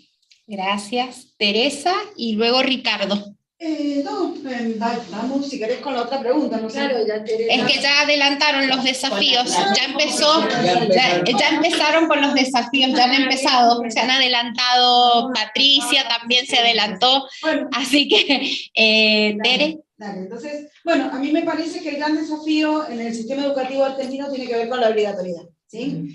Tenemos leyes que enmarcan la posibilidad de que todos los alumnos tengan al menos acceso a nivel inicial, lo que denominamos en la Argentina nivel inicial, nivel primario y nivel secundario. Esta obligatoriedad que se extiende por ley, de alguna manera genera la obligación del Estado, pero garantiza derechos. Y en esa garantía de derechos creo que hay que repensar entonces cómo garantizamos la obligatoriedad en la ruralidad. Creo que la educación primaria, como dije en un momento, ya tiene historia, ya tiene trayectoria de cómo hacerlo. El nivel inicial de a poco fue configurando también su propuesta, su modo particular de conectarse con la ruralidad, y el nivel secundario tiene el gran desafío de, sobre todo, la promoción y la contención de muchos jóvenes y mucha juventud rural. En ese sentido, me parece que configurar el nivel secundario rural va a ser uno de los grandes desafíos en el sistema educativo argentino, configurar modelos flexibles, alternativos, que configuren acompañamiento a las trayectorias, que permitan y posibilitan la promoción y el egreso, y que sobre todo permitan también la configuración de aquellas necesidades de las juventudes rurales asociadas a necesidades laborales, necesidades socioculturales, necesidades que tengan que ver propiamente con esas juventudes y no que sean una réplica de las necesidades urbanas. Entonces creo que por ahí pasa mucho de lo que tenemos que llegar a pensar. Y otra de las cuestiones que me parece interesante pensar es en relación con los desafíos que cada nivel tiene. Creo que aún tenemos el desafío, sobre todo en la Argentina, de la cobertura del nivel inicial, a pesar de que es obligatorio, no tenemos el 100% de los niños en edad escolar en las salas de 4 y 5, y bueno, y esto tiene que ver también con configurar una nueva identidad para el nivel inicial. Acompañar la crianza en la ruralidad implica comprender desde dónde estamos pensando también el papel de la familia, el papel del Estado, y entonces desde allí tenemos que pensar una lógica distinta de acompañamiento a la crianza. No el traslado de un modelo urbano, sino una lógica distinta. También pienso que en el nivel primario siguen estando altos índices de repitencia, soledad y abandono. Quiere decir que seguramente hay mucho que configurar en las prácticas docentes que nos deben permitir dar respuestas, y dar respuestas flexibles y alternativas. Coincido con mucho de lo que contaban mis colegas. Creo que hay muchas escuelas que sí han hecho y han construido buenas respuestas. lo bueno sería que muchas de estas buenas respuestas se reflexionen, se escriban y se compartan y se conviertan en alternativas de respuesta. Yo no creo en recetas mágicas que se puedan trasladar de una escuela a otra, pero sí creo en que el aprendizaje del colega puede servir para orientar nuevas prácticas. Bueno, y el desafío del nivel secundario tiene que ver con la articulación, con la inserción laboral, y sobre todo, bueno, vuelvo a retomar la idea que planteaba Rocío, que tiene que ver con esto de qué papel le queda al nivel superior en la realidad. No forma parte del sistema educativo argentino de obligatorio, y al no ser obligatorio, entonces como que se genera la no obligación por parte del Estado, pero sí estamos otra vez acá pensando en el derecho de quienes terminan el secundario, que hoy por suerte cada vez son más en la ruralidad, y que se quedan sin una posibilidad concreta de continuidad de sus estudios. Y allí entonces tenemos que pensar en la territorialización de la oferta educativa de nivel superior, y en pensar también desde dónde construimos la profesionalización de quienes se quedan en el campo, ¿sí? Creo que, bueno, ahí esta reflexión acerca de pensar las nuevas ruralidades que traían algunos de estos compañeros, nos va a hacer pensar entonces que hay que sentarse a pensar desde dónde construirlo, que no puede ser una propuesta que venga desde afuera, sino que tiene que ser, sin lugar a dudas, algo que se construya en territorio y que se construya también con tiempos flexibles, ¿sí? Y permeables, digo, en esto de pensar propuestas hegemónicas que duran tal vez 10, 15 años, que no tienen sentido y que tal vez permitan una dinámica distinta al desarrollo local. Por ahí pasan mis desafíos. Gracias. Ricardo, y mientras le pido a Mercedes si hay preguntas luego de Ricardo, porque ya nos estamos acercando al cierre. Ricardo. Okay. Bien, yo quiero volver sobre un asunto que quedó en la intervención anterior. Concepción, peço disculpas, porque yo intervine y el desarrollo que Concepción hacía introduje el asunto de la educación quilombola. Entiendo bien que pues, es un momento histórico muy puntual del Brasil, pero precisamente la educación quilombola constata que la colonialidad no es algo que fue, sino que está siendo. Entonces, no solamente en el caso de Brasil, sino de toda América Latina, no solo hay que reconocer qué educación había antes de la colonización, sino de qué formas de educación se configuran a partir de esos procesos de colonialidad. Y creo que la educación quilombola en el Brasil, y que tiene sus versiones parecidas, por lo menos en Colombia, la parte del Caribe, la educación palenquera, la educación de la diáspora negra en América Latina, es una forma de resistencia precisamente que actualiza la necesidad de pensar el problema colonial en torno a entender también la ruralidad. No podemos perder de vista el código etnológico que hay para entender lo rural, ¿cierto? Las ruralidades negras, las ruralidades indígenas, y no estamos hablando de la misma cosa, y creo que hay que también detenernos en eso, y justamente en el caso de Brasil, porque cuando mencionabas las estadísticas, buena parte de esa población, más del 70% de esa población en analfabetismo está en las comunidades negras del Brasil, sobre todo en el nordeste brasilero. Entonces esa colonialidad hay que entenderla más allá del momento de lo que fue y entender qué está haciendo aún, que hay prácticas coloniales y que hay formas de resistencia a esa colonialidad que uno las encuentra precisamente en esas otras maneras de organizar la educación, el currículo y las pedagogías en estos contextos. Entonces era por eso que quería de nuevo intervenir, pidiéndote pues disculpas, pero introduje el asunto de la educación quilombola precisamente para poner en evidencia la necesidad de pensar en el código etnológico, en el contexto etnológico de las ruralidades en América Latina. Bien. Gracias. Alexander. Yo quiero agregar algo pues, que se me quedó y que me quedó resonando, que lo mencionó Patricia y lo mencionaste, Rocío. Vos mencionaste el término de geopedagogía y Patricia pues mencionaba el asunto de cuando en estos lugares no existen estos movimientos sociales, entonces ¿quién se encarga pues como de hacer visible pues, lo que está pasando acá? Y ahí es, digamos, donde están los principales retos de la educación y del gestor y de los maestros y de los diferentes actores, porque estas nuevas ruralidades, sobre todo donde nosotros estamos actuando, pues donde nosotros actualmente estamos, ya se encuentran alienados, o sea, ya están metidos dentro de este asunto del discurso neoliberal, ¿cierto? Entonces, sin embargo, con el Estatuto de Profesionalización Docente, que se hizo en el 2012 en Colombia, se ha promovido desde las entidades nacionales y desde las entidades territoriales la formación docente a nivel de maestrías y a nivel de doctorados. Eso ha hecho que los espacios educativos en Colombia y en ciertas instituciones, digamos, eleve el debate académico. Nosotros queremos visibilizar la institución no solo con resultados, porque Teresa también lo mencionaba. Si yo les cuento los resultados de mi institución, nos ponemos a llorar aquí todos. Pues, yo tengo más del 20% de reprobación en mi institución educativa, un 15% de deserción. Las mismas dinámicas institucionales hacen pues, que los estudiantes vayan y vengan. Nosotros allá lo llamamos comunidad flotante, porque es que el migrante permanece un tiempo y se va. ¿Sí? Y eso afecta a la cifra. Entonces, obviamente, si a nosotros las instituciones, las entidades educativas nos comienzan a ver con resultados, pues, bueno, ya que están haciendo. Entonces, ¿cuál es el trabajo y cuál es el reto de los actores educativos? Mostrar, digamos, a través de, comenzar a rescatar, digamos, a través de las experiencias pedagógicas. Afortunadamente hay entidades territoriales. Río Negro es una entidad territorial que fomenta mucho el ejercicio de mostrar las experiencias pedagógicas que se hacen en la institución educativa.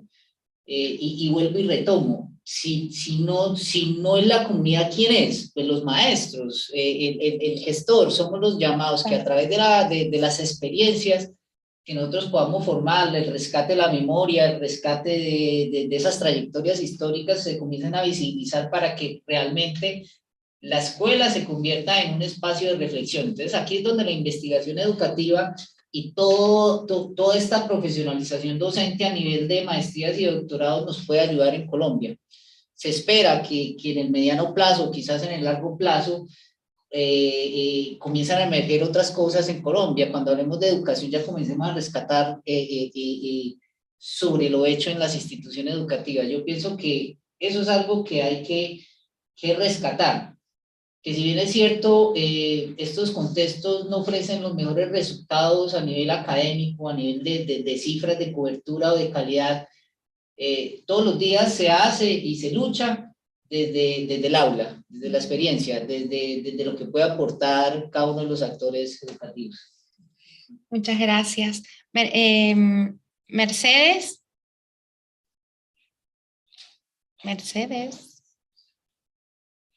Bueno. Hola, ¿qué tal? Sí, mira, en el chat tenemos 2 comentarios de la misma persona, así que a lo mejor estaría bueno darle la palabra directamente a ella. Bueno. No, hay otro comentario más, de Magno Lara 2012, no está identificada con nombre, de Ecuador. No sé si quiere hablar esa persona, y después hay otro de Lisa Cragnolino. Si quieren los leo yo, pero si no les damos las palabras a ellas. Sí, muchas gracias, Magno. Ahí está Magno. Magno, buenísimo. Hola Magno. ¿Qué tal? Bueno, un saludo desde Ecuador, no de Quito, la capital, pues para todos ustedes que se encuentran, y gracias pues por la oportunidad. Realmente a todos felicitar a los panelistas, excelente participación, y topar una temática que realmente, al menos por muchas carteras de Estado olvidadas, sin darnos cuenta que es una de las fuentes primarias donde se debería direccionar la vista, ¿no? Puesto que en lo rural se encuentra la vida, pues. Obviamente, ahí están los grandes campos, grandes industrias agrícolas y potencial. Entonces, bueno, sí, al escuchar pues a Ricardo, que mucho lo he estado tomando en cuenta, de que la política, esta política de ruralidad debería ser ya tomada en cuenta en un currículum, puesto que sí es mi preocupación también en Ecuador, ¿no? En Ecuador, pues, lo rural, a ver, aquí nos manejamos igual con un currículum generalizado, donde estudian y aprenden igual con grandes desventajas, ¿sí? los chicos, sí, que pertenecen a estas entidades educativas. Yo hablo de una cartera fiscal, ¿no? Entonces, es generalizado. Y se ha visto, por ejemplo, me voy a cambiar un poquito a lo que pasó en la pandemia, la gran antidemocracia que existió, ¿sí? Por lo menos había internet, cosas que en la ciudad existía para avanzar con el desarrollo educativo. Lamentablemente, en lo rural, incluso poco más y se cerraron escuelas, ¿sí? La desventaja fue abismal, como lo había dicho yo en el comentario, ¿sí? Y sí, direccionar ya, poner énfasis a jerarquizar dentro del currículo esta situación rural, sobre todo en la educacional. Eso ha sido pues más que todo mi comentario, ¿no? Agradecerles por esa experiencia tan grata que me llevo de todos ustedes. Muchas gracias. Gracias, Magno. Gracias, Magno. Y Elisa también había dejado un comentario. Quizás si lo lees. Sí, lo leo yo. Dice, no, si no está Elisa, lo leo. Me llama la atención, dice, fue discutir sobre la educación en contextos rurales y proponer miradas críticas. La mayor parte de las intervenciones se centraron en la escolarización. Mi planteo no implica desconocer el lugar central que tienen las escuelas en las comunidades y la importancia histórica del acceso escolar, que sigue siendo reivindicado como derecho por, me permito decir, todas las familias rurales. Gracias, Mercedes. Acá estoy. Ahí está, Elisa. Está Elisa. Acá estoy, sí. Sí, hola, ¿qué tal? Buenos días a todos. Se me cortó, estaba escribiendo y no sé si está claro lo que quería decir, ¿no? Sí, sí. Bueno, salvo Concepción y la compañera de la UST, que no recuerdo cómo es su nombre, en realidad, ¿cómo Rocío? Sí. Hola, Rocío. Bueno, todas las intervenciones, diría, de esta mesa, han estado centradas en la escuela, en la escolarización, en el currículum, en la tarea del maestro, en los desafíos del maestro. Entonces, mi pregunta tiene que ver con esto, ¿no? Con el desafío epistémico que supone pensar la educación mucho más allá de la escuela, sin desconocer todo lo que planteé recién, ¿no? Yo soy una escuelera, a los que hacemos antropología de educación, los antropólogos nos dicen las escueleras, y reivindicamos, por supuesto, el lugar que han tenido las escuelas, y sobre todo las escuelas rurales, en nuestro caso, por las investigaciones que hacemos, en la posibilidad de acceso a los derechos básicos en todas las comunidades, ¿no? Pero yo me pregunto, si la mirada sigue estando, si nos invitan a pensar la educación rural desde perspectivas críticas, y seguimos mirando solamente la escuela, y lo que hace el maestro, y lo que implica el currículum, ¿qué posibilidades tenemos de, justamente, de repensar, de redefinir todos los espacios educativos, y también la escuela? Claro. Si no reconocemos todo lo que se educa, todo el conocimiento que se construye, y hay muchos compañeros que se dedican a este tema, todo el conocimiento que se construye, puedo nombrar a una gran compañera, colega antropóloga que se llama Ana Padaur y todo su equipo, que se ocupan justamente de recuperar todos los conocimientos construidos más allá de las escuelas, ¿no? Entonces, ¿cómo hacemos? Digo, esto es un desafío epistémico. Los pedagogos, los sociólogos, los cientistas políticos, los antropólogos, para pensar la educación rural si no dejamos de mirar la escuela. Y pensamos que solamente con cambios curriculares, con mejor formación de maestros, que son imprescindibles, va a ser posible transformar la educación en los espacios. Es una provocación. Gracias. Es una provocación la que estoy haciendo. Es para otro conversatorio. No, me interesa hacerlo porque la convocatoria era a pensar la educación rural y no la escuela rural o la escolarización rural. Está muy bien. Buenísimo, Liz. Tengo Bueno. una propuesta que le puede servir a Sí, Rocío. No, que una de las cuestiones también para seguir pensando es que en esto de la alternancia, que yo no hablé mucho sobre qué implicaba porque no tiene sentido en este caso, pero cuando nosotros hablamos de tiempo en comunidad, cómo se configura ese espacio educativo en ese tiempo en comunidad, me parece que puede darnos algunos de los desafíos o un puntapié, que un poco es lo que plantea Elisa, para pensar otros modos. Es decir, en esas 3 semanas que quienes habitan los procesos de formación del CEFIC, la OST, no están en la escuela, sí estamos trabajando. Entonces, ellos se pueden autoorganizar, se han autoorganizado, por ejemplo, en una biblioteca popular, se juntan a hacer algunas cuestiones, proponen otras cosas, organizan cuestiones comunitarias. Eso en el mejor de los casos. Hay otros momentos donde en esas 3 semanas no pasa nada y vuelven el lunes a trabajar. Pero esa situación educativa, que en realidad es un tiempo educativo, que es un mes, pero que lo dividimos en un tiempo de escuela y en un tiempo de comunidad, me parece que ese tiempo en comunidad nos puede dar un puntapié para pensar la educación corriéndonos de la escuela y reflexionando sobre la educación rural. ¿Qué entendemos por tiempo en comunidad? ¿Cómo se configura ese tiempo? Que está atravesado por lo escolar, pero no está la escuela. Digo, que está gestionado por la comunidad y no está el maestro. Donde está la productividad que fueron aprendiendo en las prácticas agroecológicas, pero no está el agrónomo compañero que los va acompañando.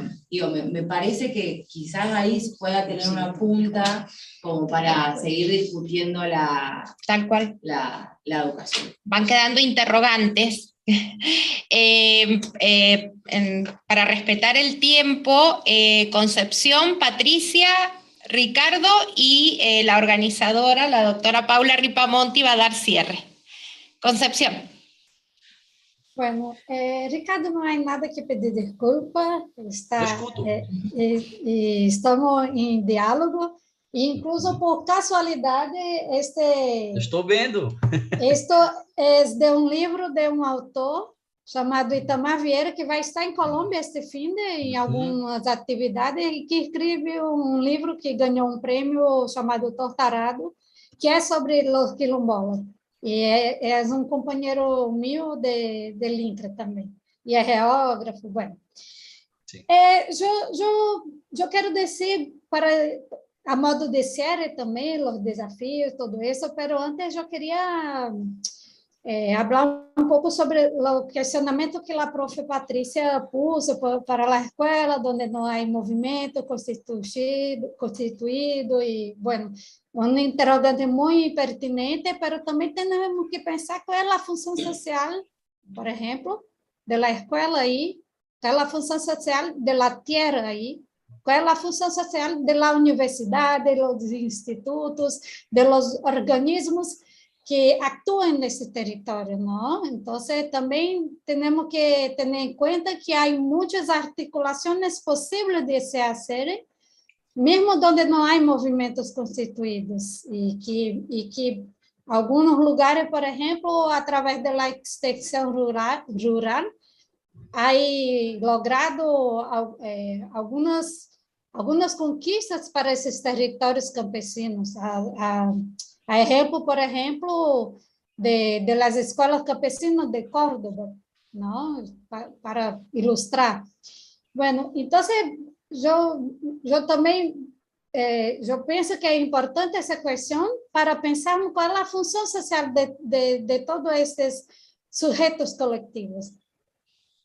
Muy bien, Concepción. Y no, solo para terminar, los desafíos, entonces, pensar también para allá de la escuela, ¿no? Las prácticas campesinas que tenemos por ejemplo, do que arrancó en Guatemala en 1970, né? Los campesinos, una metodología que es utilizada dentro de la formalidad de la educación en Cuba, por ejemplo, y que hoy es lo que muchos institutos de agroecología en Latinoamérica se utilizan para avanzar en esa cuestión de agroecología, de educación rural, ¿no? Y creo que es conocernos estas experiencias y ver lo que puede ser adaptable, digamos assim, para não dizer outra palavra, pero lo que podemos aprender de estas experiências para nossos territórios. Então, os desafios é conhecer, intercambiar e articular. Creo que seriam estas palavras para cerrar mi habla. Sí, la idea es esto de, gracias Concepción, de estos encuentros, es poder desde, como dijimos en la presentación, desde una perspectiva comparada, poder conocernos, comprender y poder realizar y proponer articulaciones y actividades que puedan superar las dificultades. Patricia y Ricardo. Bueno. Marisa. Antes sí, te leo un comentario más que hay en el chat, a lo mejor lo pueden ir incluyendo ya en los cierres. Sí. Dice Héctor Chacón, me preocupa dentro de todas las denominaciones de ruralidad o dispositivos novedosos que se piensan como aplicables, cómo enfrentar el aislamiento de las escuelas rurales y actores institucionales. Y él dice, este es un desafío a pensar. Gracias. Patricia. Sí, bueno, yo estaba pensando, en la pregunta justamente me parece, ahorita esto último que abrió esta profesora, no recuerdo el nombre, perdón. Elisa. Hay una discusión clásica entre Freire e Iván Illich, ¿no? Respecto a la escolarización de la sociedad, y en la que es un crítico Iván Illich, está toda esa escuela vigente justamente en nuestras discusiones y argumentaciones, y está el Freire que todavía le apuesta a la escuela, ¿no? Y le apuesta a un tipo de escuela, aunque también le apuesta bueno, es tan amplia su obra que también le apuesta a toda esta diversidad. A mí me parece que es una vieja discusión, que es una vieja discusión de la educación, ¿no es cierto? Y hay un manifiesto que sacaron acá en Cuernavaca, en donde los dos se pelean, digamos, discuten y argumentan, que sería importante rescatar en términos de estudio de lo que significa realmente una discusión añeja.